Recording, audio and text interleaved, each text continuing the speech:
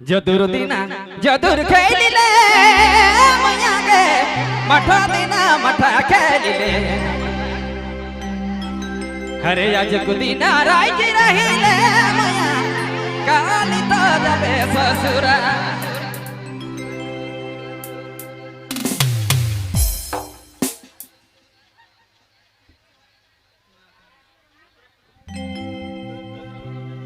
रावरे मन सुने लायकी नागपुरी फोकस यूट्यूब चैनल की प्रस्तुति।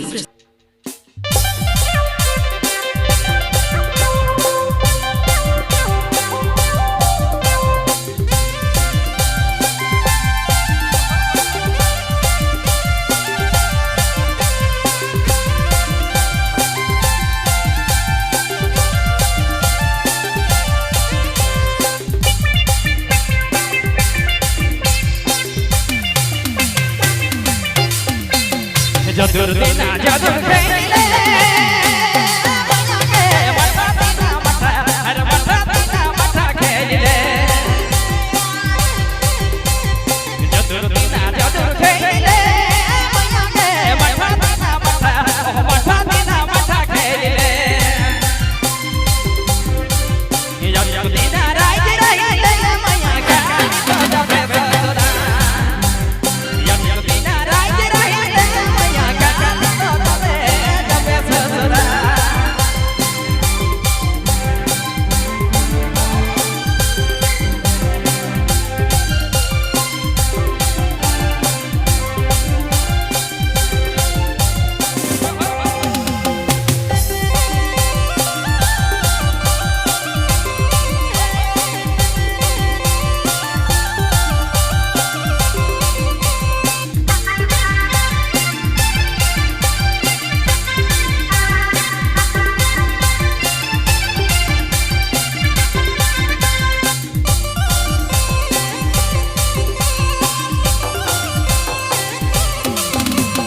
जदुर खेले गेले मैया मैया गे झटिया तोर घरे अरे झटिया तोर घरे छूट गे जदुर खेले गेले मैया मैया गे झटिया तोर घरे अरे झटिया तोर घरे छूट गे झटिया तोर घरे छूट गे मैया झटिया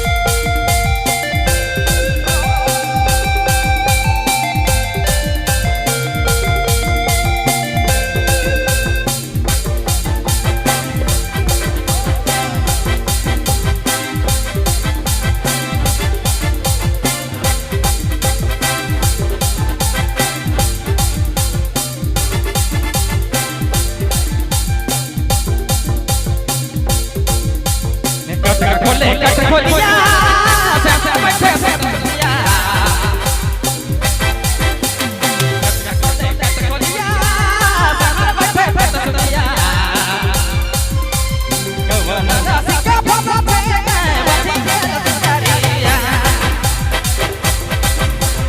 कवना सिका फसा थे बाजी के रसिया ओ बाजी के रसिया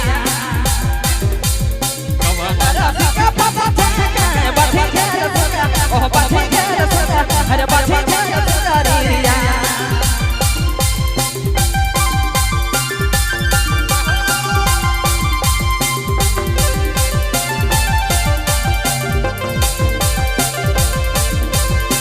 रावड़ियामान सुने लायक गीत नागपुरी फोकस यूट्यूब चैनल की प्रस्तुति। बहुत बहुत शुक्रिया, बहुत बहुत धन्यवाद पवन गोप जी। बहुत ही सुंदर, बहुत ही अच्छा रिजवाल है। अब मैं एक बार कहे चाहूँ दर्शक बंधु से कि देखे चाहला कि सुने चाहला।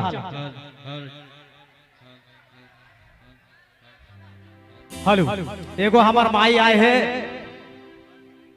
एगो माई आए है, तनिकुन स्वागत करत है हमार छोट बहन के। बहुत बहुत शुक्रिया आयो।